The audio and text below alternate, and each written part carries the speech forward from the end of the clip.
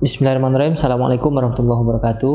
Alhamdulillah pada siang menjelang sore ini saya berkesempatan diberikan waktu oleh sahabat saya, politisi senior barangkali di Kabupaten Kampar yang saat ini juga menjabat sebagai Ketua PKS Kabupaten Kampar, yaitu kami Ustadz Tamaruddin SPDI. Assalamualaikum Ustadz. Waalaikumsalam warahmatullahi. Apa kabar Ustadz? Alhamdulillah sehat. Sehat ya. Sehat. Pertama saya ucapkan selamat kembali diberikan kepercayaan oleh Partai PKS memimpin PKS Kabupaten Kampar. Tentu pasti ada asumsi dan barangkali apresiasi atas prestasi Ustadz menaikkan elektabilitas Partai PKS di Kabupaten Kampar yang sebelumnya turun jadi 2 kursi ya. 2 awalnya. Sekarang kembali 5. Naik menjadi 5. Nah, tentu hal ini bagian dari apresiasi partai ya. Jadi saya barangkali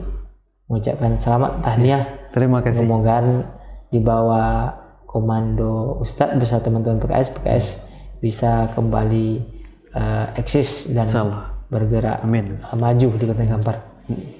Hari ini saya mengucapkan terima kasih juga diberikan kesempatan waktu oleh Ustadz bisa bersilaturahmi dan tentunya berdiskusi dengan Ustadz di markas PKS ini. Mungkin sedikit Ustadz bisa cerita apa kegiatan PKS dalam waktu dekat ini. Langsung Bang. Baik, bismillahirrahmanirrahim. Assalamualaikum warahmatullahi wabarakatuh. Terima kasih Bang Iip sudah hadir bersama kami dalam rangka silaturahim ataupun diskusi dialog yang barangkali insyaallah mudah-mudahan ada hal-hal yang bermanfaat bagi kita ke depan, terutama negeri kita Kampar. Nah, terkait untuk agenda PKS hari ini, sudah kita maklumi bersama bahwa PKS kan baru suksesi ya. Betul. Baru suksesi dan secara konsolidasi internal itu sebetulnya belum tuntas. Mengapa demikian? Karena sekarang hari ini kami sedang menunggu SK ketua-ketua bidang. Ketua-ketua bidang yang sudah kami usulkan tapi masih nunggu SK. Kalau yang kemarin yang dipilih dan di SK kan oleh DPP itu kan yang DPTD, Dewan Pengurus Tingkat Daerah, ada 8 orang. Jadi fokusnya itu sambil menunggu nih ya, sambil menunggu SK. Sebentar Ustaz, ini saya biar apa, beliau ini akrab ini panggil Onga Tamar ya. Jadi gini Onga, ini ada yang menarik nih. Saya juga belum terlalu memahami pola pola pemilihan kepemimpinan PKS ini di tiap tingkatannya. Saya pikir sama seperti partai lain, ketika pemilihan ketua nanti otomatis ketua musuh. Ternyata polanya berbeda ya. Berbeda. Yang dipilih itu cuman ketua dengan wakil ya. KSB ya. Tidak, namanya tadi DPTD namanya. Ya. Dewan Pengurus Tingkat Daerah. Jumlahnya 8. Jadi kan di PKS ini sistem kepemimpinannya kolektif kolegial. Dari 8 DPTD itu ada 3 unsur ketua. Ada ketua MPD namanya, ada ketua DPD, ya kami sendiri kan. Kemudian ada ketua DSD. Kalau sekarang untuk pasca Munas kemarin tuh untuk DSD di kabupaten itu diganti istilahnya dengan DED, Dewan Etik Daerah. Jadi 3 ini kepemimpinannya. Kalau ada kebijakan-kebijakan strategis itu dianggap tidak sah kalau tidak ada kesepakatan 3 ini. Nah, seperti itu polanya. Dan itu yang memilih secara mekanisme itu anggota partai diusulkan ke DPW bawa ke DPP. Jadi kalau ringkasnya kepemimpinan di PKS antara aspirasi arus bawah dengan tingkat pimpinan. Selanjutnya pola pemilihannya ini top down atau bottom up? Maksud saya apakah dari daerah dulu, kabupaten kota, provinsi, kecamatan barangkali, kabupaten kota, dari atas dulu ke bawah?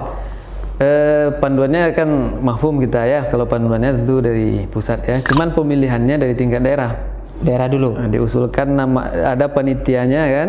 Nanti panitia itu dengan mekanisme yang ditetapkan, mereka bekerja menampung aspirasi dari anggota-anggota kita. Ya. Nanti di rating dari sekian nama yang ada yang diusulkan. Sesuai kebutuhan kan 8 komposisi. ya komposisi DPTD itu kan 8 ya, nanti muncul 8 nama. Jadi setiap pemilik suara itu mengisi kuesioner per 8 posisi itu ya. Iya, karena kemarin kan sistemnya daring. Kalau dulu kan kita offline ya. Betul. Kemarin karena kondisi jadi ngasih suaranya tuh via online daring ya. Ya. Jadi muncul 8 nama ini, lalu diusulkan ke DPW dengan DPP nanti bermusyawarah 8 nama ini siapa yang akan ditunjuk jadi ketua MPD, DPD. Dasarnya suara terbanyak dengan barangkali kebijakan strategis dari satu tingkat atas ya. Iya, seperti itu. Ya berarti fokus terdekat ini rekonsiliasi partai ya, konsolidasi internal ya. Ini melihat komposisi elektabilitas hasil pemilu yang lalu, PKS ini kan memang di tangan Ong Tamar ini kan alhamdulillah sukses ini bersama tidak bisa dipungkiri. Artinya seperti itu kan. Publik menilai seperti itu. Nah, kira-kira bagaimana Ong Tamar menyikapi posisi PKS yang kini kembali masuk dalam jajaran pimpinan DPRD. Nah, selain perolehan suara terbanyak, banyak juga dapat masuk dalam salah satu pimpinan DPRD. Bagaimana melihatnya? Nah, jadi kita kan memang target kita bagaimana bisa maksimal ya berperan di daerah kita, dan dalam hal yang ditanyakan Bang Iip tadi untuk di dewan ya, masuk dalam unsur pimpinan. Kita ingin bagaimana lebih maksimal lagi untuk mengadvokasi kepentingan masyarakat secara luas ya. Itu yang kita inginkan. Jadi bukan semata kepada jabatan itu saja, tapi bagaimana menggunakan jabatan ini bisa berdaya guna dan betul-betul dirasakan oleh masyarakat. Dan alhamdulillah setahun lebih sudah berjalan, kita lihat kawan-kawan di dewan cukup bagus lah ya untuk mengaspirasi dan advokasi masyarakat. Ke depan target PKS seperti apa? Ke depan dengan jangka pendek, jangka panjang? Iya, jangka pendek dulu. Jangka pendek. Apakah 2022? Ya tentu termasuk itu salah satu agendanya.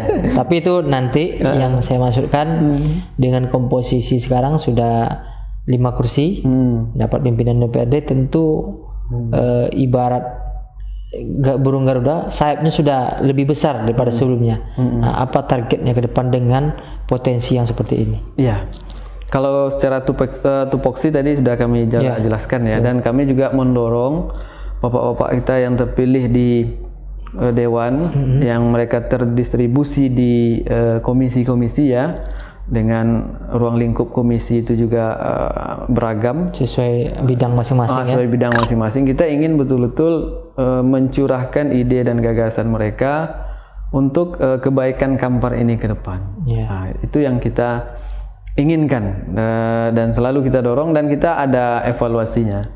Ada evaluasi melalui praksi tentang kerja-kerja yang sudah dilakukan. Ini menarik PKS saat ini nih. Sebelumnya PKS kan memang lebih memprioritaskan dalam khususnya kontestasi politik, apalagi pemilu, memprioritaskan kader ini, kader murni. Sekarang kan ada fenomena baru yang dibuat oleh PKS, bisa menerima di luar kader murni dengan catatan mau bergabung dan tentu dengan komitmen tertentu dengan PKS. Orang-orang yang dinilai memiliki potensi dan semangat untuk maju bersama PKS ya. Ini kira-kira semangat seperti ini kapan munculnya ini? Karena sebelumnya kan dikenal PKS ini kan bukan, nggak bisa sembarang masuk, nggak bisa. Artinya pendatang baru nggak bisa di PKS. Tapi mesti kader murni yang sudah dididik sudah sekian puluh tahun. Barangkali Bang Iip, kalau kita lihat sejarahnya sebetulnya ya, sebetulnya kita dari awal juga sudah melibatkan tokoh-tokoh eksternal untuk bergabung ke PKS untuk kontestasi pileg di pemilu-pemilu. Cuman barangkali jumlahnya tidak fantastis ya, agak terbatas ya. Mungkin kalau kita review anggota Dewan PKS yang pertama Pak Sahril Khatib kan, itu kan boleh dikatakan tokoh eksternal, bukan kader tulen ya. Nah, itu kan. Ya. Dan berikutnya juga ada Pak Haji Bambang yang di Tapung Ya, dulu kan. betul. Cuman memang belakangan ini mungkin agak lebih dominan, yang lebih lebih besar ya. Jadi memang itu juga hasil evaluasi perjalanan PKS yang sudah ikut pemilu lebih kurang 4 kali. 4 kali. Ternyata memang dalam realitasnya bahwa politik itu tidak cukup hanya partai itu di partai kader saja. Betul. Tapi harus menjadi juga partai masyarakat. Jadi dasar itulah yang membuat kita lebih terbuka, lebih mengajak tokoh-tokoh masyarakat yang betul-betul punya potensi ya, sehingga dan kita kan juga ingin melepas stigma eksklusif itu kan, karena dasar berpikirnya toh orang-orang yang ada di sana itu tokoh-tokoh masyarakat mereka juga punya potensi kebaikan. Nah, kita kan sifatnya sebagai partai ini memfasilitasi itu gitu. Nah, makanya kita membuka Tapi memang strategi ini terbukti berhasil ya. Alhamdulillah. Perolehan suara PKS meningkat ya. Alhamdulillah. Dan itu bukan untuk kasus di Kampar saja, tapi secara nasional. Ya, saya melihat juga demikian. Meskipun ada barangkali sedikit goncangan internal, tapi dengan strategi ini PKS bisa tetap eksis, bahkan perolehan suaranya bisa naik ya. Ya, ini tadi udah cerita tentang PKS. Sekarang saya ingin sedikit mengantar berbagi dengan kami ini. Tentu ikut aktif di politik, dakwah seperti ini kan tidak serta-merta. Pasti ada starting point yang membuat orang saya putuskan untuk ikut berpolitik. Atau apakah ini sebelumnya memang sudah punya interest di dunia politik, atau ada momen yang membuat orang saya putuskan berjihad melalui jalur politik. Ini seperti apa ceritanya? Jadi mungkin kalau bisa berbagi sedikit perjalanan hidup lah sedikit. Dari mana lahir gitu kan? Mungkin agak panjang Bang Iip ya, tapi coba saya peringkas ya. Terkait masalah malang melintang di dunia politik kan seperti itu ya. Tadi juga mungkin kami jawab dulu. Kalau saya lahir di Salo, 5 kilo dari sini lebih kurang kan, dan ayah dan ibu asli Salo. Itu latar belakang pendidikan. Kemarin banyak dihabiskan di Salo, kemudian juga di Bangkinang, dan lanjut ke Pekanbaru kan di IAIN. Jadi itu mungkin secara ringkas latar belakang kami. Kemudian ketertarikan ke dunia politik itu di masa-masa era reformasi. Waktu itu kita belum masuk kampus, baru tamat SMA ya kan. Kemudian kita melihat perubahan di nasional kan, seperti itu. Masuk kuliah tahun berapa? 99. Pas sedang setelah 98 gejolak kan? reformasi ya. Setelah 98. Jadi kami banyak membaca majalah, koran dan lain sebagainya gitu kan. Dan juga ketika pasca era Orde Baru itu kan multi partai kan. Betul. Awalnya sebetulnya saya dulu belum terlalu mengenal PKS. Bahkan ada salah satu partai baru juga yang dulu saya lebih cenderung, karena memang mengikutinya dari awal kan. Tapi tengah perjalanan ketika ada deklarasi PKS, dan saya lihat di sana banyak PK awalnya kan? PK awalnya, tokoh-tokoh yang juga aktif di masjid, katakanlah demikian kan. Itu menimbulkan ketertarikan. Berarti ketika di kampus saya ikut organisasi ya? Bahkan masih waktu saya SMA. Tamat SMA itu kan. SMA di Bangkinang? SMA di Bangkinang. SMA kami kan yang dulu namanya SPP, sekarang 7 tahun kemarin sekolah pertanian pembangunan tapi nggak lanjut kayaknya di Bangkinang seberang. Nah, jadi seperti itu. Mulai dari pasang bendera dulu Pak Bang Ep. Memang merangkak dari bawah ya. Iya. Murni dari kader PK lo ya. Iya, PK. Baru sampai berubah PKS ya. Masang tiang ya. Masang bendera. Bahkan dulu waktu masa transisi saya masih kuliah. Ketika PK berubah jadi PKS, itu saya jadi sekretaris pertama PKS sebetulnya. Kampar. Kabupaten Kampar. Iya. Yang didaftarkan di KPU ya masih. Iya. Nah, itu.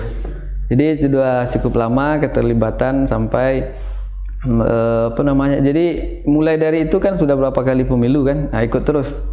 Cuman memang tidak menonjol di struktur karena kita masih kuliah dan juga tamat kuliah pun tidak langsung full ke Kampar. Betul. Ada juga di Pekanbaru kan, dan baru terakhir kemarin. Jadi sebelum jadi ketua kemarin di tingkat kabupaten tuh kemarin jabatan tertinggi saya itu sebagai sekretaris kaderisasi ya. Itu di Kampar. Jabatan kabupaten, tingkat kabupaten. Setelah pasca yang sebelumnya itu kan sekretaris ya, tetapi tidak lama setelah itu ada pemilihan pengurus baru. Jadi lama saya vakum secara struktural ya, cuman secara aktivitas masih tetap terlibat. Nah, jadi baru kemarin 2017 ya, baru terpilih ya sebagai bukan 2017, 2015. Nah, ya. Baru jadi ketua. Itu pertama jadi ketua ya. Nah, tentu melihat dari yang sampaikan tadi, perjalanan politik ini kan sudah panjang juga nih. Sebutnya kan sejak SMA ya. Iya, SMA. Nah, tentu bahkan kemarin Nawangga juga masuk salah satu kandidat calon wakil bupati kan. Biasalah kan ketua partai. Artinya selain karena posisi ketua partai pasti ada faktor lain menyebabkan masuk dalam nominasi itu. Nah, tentu Onga punya gambaran sendiri melihat Kampar ini seperti apa. Iya. Jadi kalau kita bicara tentang Kampar kan memang secara umum semua kalangan saya melihat kalau kondisi saat ini barangkali memang dibanding daerah-daerah lain ditambah lagi dengan situasi-situasi terkini secara nasional kan memang butuh kerja keras lagi untuk membuat Kampar ini lebih baik, lebih maju kan. Mungkin sudah bisa diterjemahkan lah barangkali ya. Karena memang banyak aspek yang perlu kita benahi bersama memang.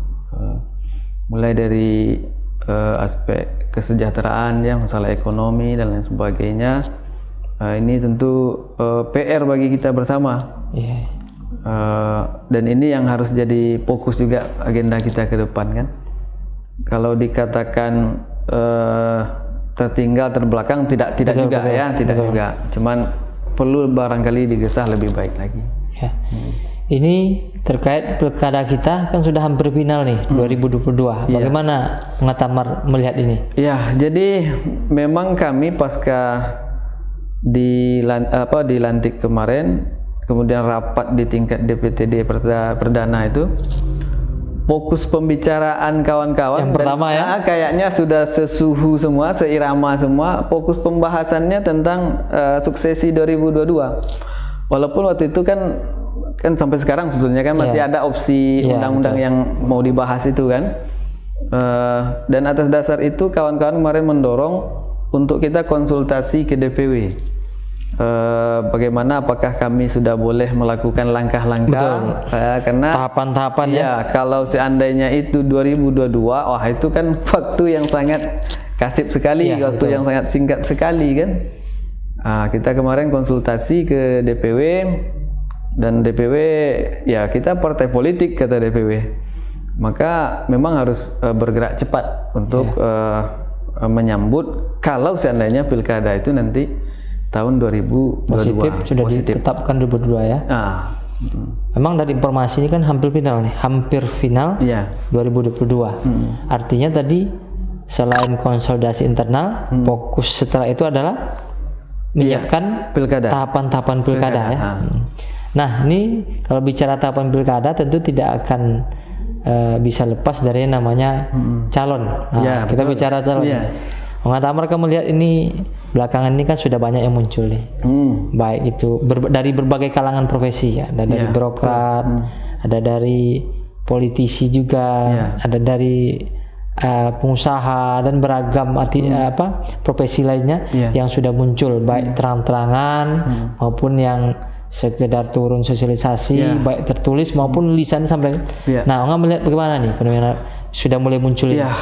Jadi kita sebagai partai politik dan kami juga secara pribadi, ketika muncul tokoh-tokoh kampar yang ingin maju untuk kontestasi 2022 ini, baik tadi yang serius atau yang belum ya, kita mengapresiasi karena kalau memang niat baik untuk membangun kampar dan juga potensi-potensi mereka miliki, kita dorong. Ya, bahkan sudah ada juga yang hadir datang ke kita satu rahim, kita dorong. Nggak ada yang pokoknya kalau serius, ayo gas langsung. Bahasa kita seperti itu. Artinya kita menyambut baik lah munculnya nama-nama yang ada di publik hari ini. Siapapun calon yang ingin datang ke PKS silaturahmi dengan tangan terbuka ya. Tentu PKS punya mekanisme sendiri. Betul. Nah, kira-kira apa kriteria secara umum untuk calon yang barangkali punya keinginan dapat dukungan dari PKS? Iya. Jadi mungkin kami sampaikan aja Bang Eb ya, biar nanti juga masyarakat bisa menilai. Jadi pasca konsultasi kemarin kami bertanya lebih teknis ke DPW. Apa yang boleh kami lakukan dalam waktu dekat ini? Jadi sudah diizinkan untuk mendiskusikan nama-nama anggota PKS yang akan disodorkan untuk maju di pilkada. Berarti ini internal dulu ya? Internal, internal untuk pilkada 2022.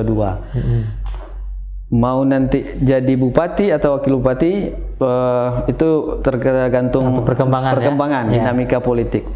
Tapi yang jelas kader harus disiapkan. Maka biasanya kan mekanisme di PKS itu kan ada jaring aspirasi tadi kan, jaring aspirasi. Dimunculkan nama-nama, kemudian nanti dipilih mana yang terbanyak diusulkan oleh kader. Dan dari diskusi-diskusi awal, karena kita kan nanti kalau finalnya tentu sesuai arahan pimpinan ya.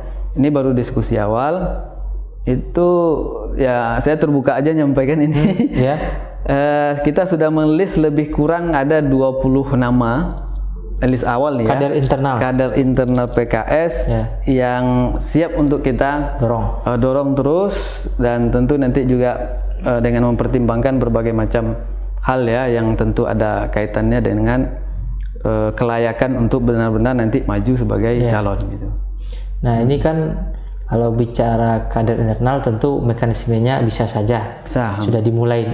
Apalagi dengan potensi 5 kursi di DPRD, pimpinan DPRD, di provinsi juga ada 1 kursi, bahkan DPR RI pun Ustaz Sarul Edi juga punya peran yang barangkali yang cukup signifikan ini, berpengaruh ke tengah masyarakat dengan pergerakannya cukup masif. Nah, tentu banyak pihak yang ingin dapat dukungan dari PKS. Nah, terkait hal ini, kader-kader yang bukan dari internal PKS, misalnya pihak bukan kader PKS yang ingin dapat dukungan, bagaimana kira-kira apa kira-kira kriteria secara umum yang perlu disiapkan oleh kader tersebut jika ingin dapat dukungan dari PKS? Jadi merujuk ke pilkada 2000 berapa kemarin yang ini yang terbaru kemarin 2020 yang sebelumnya 2017 kan. Ini merujuk dari sana. Kita sebagai partai sudah terbuka Bang. Siapa yang datang ya kita tampung dalam arti dipersilakan mengikuti tahapan mekanismenya. Walaupun nanti sekali lagi kalau untuk yang terbaru ini kita belum ada arahan apakah sistem pendaftaran dan lain sebagainya. Kalau yang dulu itu ada yang silaturahim saja, dan silaturahim pada umumnya kita tidak buka pendaftaran waktu itu. Seperti itu ya. Silaturahim datang, kita rekomendasikan, kemudian kita semacam fit and proper test ya tentang kelayakan calon yang akan melamar PKS itu. Jadi kalau secara umum yang selalu dikedepankan oleh PKS itu integritas. Ya, integritas. Indikasinya integritas ini dua saja, tidak terlibat persoalan hukum kan, dan juga tidak bermasalah secara moral. Itu aja sebetulnya nilai dasarnya. Siapapun yang datang ke PKS dengan membawa dua hal ini, kita dari awal akan selalu terbuka. Nah, kemudian tentu juga kemampuannya ya, kapasitasnya, dan juga di samping itu sejauh mana dia mampu berinteraksi, berkomunikasi dengan masyarakat. Gitu. Jadi kalau boleh kami sederhanakan, PKS itu nanti bagaimana calon-calon pemimpin Kabupaten Kampar ini betul-betul nanti yang diinginkan oleh masyarakat Kampar. Publik ya. Nah, oleh publik. Jadi ini menarik ini. Jadi nggak ada syarat-syarat yang eksklusif apa, nggak ada. Terbuka saja. Jadi ini menarik buat barangkali teman-teman menyaksikan, khususnya para teman-teman yang punya keinginan ikut mengabdikan dirinya di Kabupaten Kampar, yang ingin dapat dukungan dari PKS. Tadi sampaikan Onga Tamar, Ketua PKS Kampar, ada beberapa kriteria yang jika merasa memiliki itu silakan silaturahmi dan jalin komunikasi dengan PKS ya. Nah, selanjutnya dari dinamika yang terjadi saat ini, tentu Onga melihat posisi Kampar saat ini seperti apa, dan kira-kira figur seperti apa yang dibutuhkan oleh Kampar. Tadi Onga sampaikan sedikit, tentu perlu langkah-langkah yang lebih maksimal, baik itu fokus yang lebih maksimal juga untuk bagaimana Kampar ini bisa lebih maju. Tentu kriteria-kriteria pimpinan seperti ini perlu kita lakukan seleksi pada tahapan ini. Nah, kira-kira seperti apa sosok pemimpin nanti yang kita butuhkan untuk membawa gerbong Kampar ini bisa lebih maju lagi? Antara lain barangkali itikat ya. Itikat baik untuk betul-betul ingin memajukan Kampar ya. Kemudian berikutnya ada hal yang juga kita tidak boleh lupakan, bahwasanya Kampar ini kan Serambi Mekah, identik dengan Serambi Mekah. Identitasnya sudah ya, bahkan mau diperjuangkan untuk lebih maksimal lagi kan seperti itu. Artinya mereka yang mau maju untuk Kampar ini juga memiliki jiwa yang mencerminkan Serambi Mekah tersebut kan. Nah, itu yang kita, di samping memang nanti kemampuan untuk bergerak cepat ya, menggesa pembangunan Kampar ini. Karena dengan luas wilayah 11 km persegi, penduduk yang sebanyak ini, tentu perlu pemimpin yang betul-betul visioner ya. Jadi seperti itu, Bang. Jadi harapan Onga seperti apa bagi calon-calon ini? Apa himbauan barangkali atau masukan untuk teman-teman yang punya keinginan berbakti kepada Kabupaten Kampar dalam kontestasi pilkada nanti? Apa kira-kira himbauan atau masukan? Kalau himbauan kami kalau memang nanti kita ingin menjadi salah satu kontestan gitu kan, ditunjukkan dengan keseriusan, nah ya silakan nanti sering-sering berkomunikasi dengan masyarakat kan, termasuk partai politik ya. Partai politik. Dan yang paling penting lagi saya lihat, setiap sudut Kabupaten Kampar ini bagi calon yang mau maju itu memang harus detail dia ketahui, memahami. Artinya Kamparnya diketahui dengan detail, sudut ke sudut, ujung ke ujung.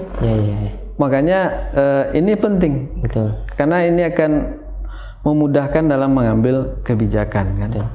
Karena saya ketika diamanahkan jadi ketua partai ini memang turun berkeliling, memang banyak daerah-daerah kita itu yang secara infrastruktur yang masih jauh ya.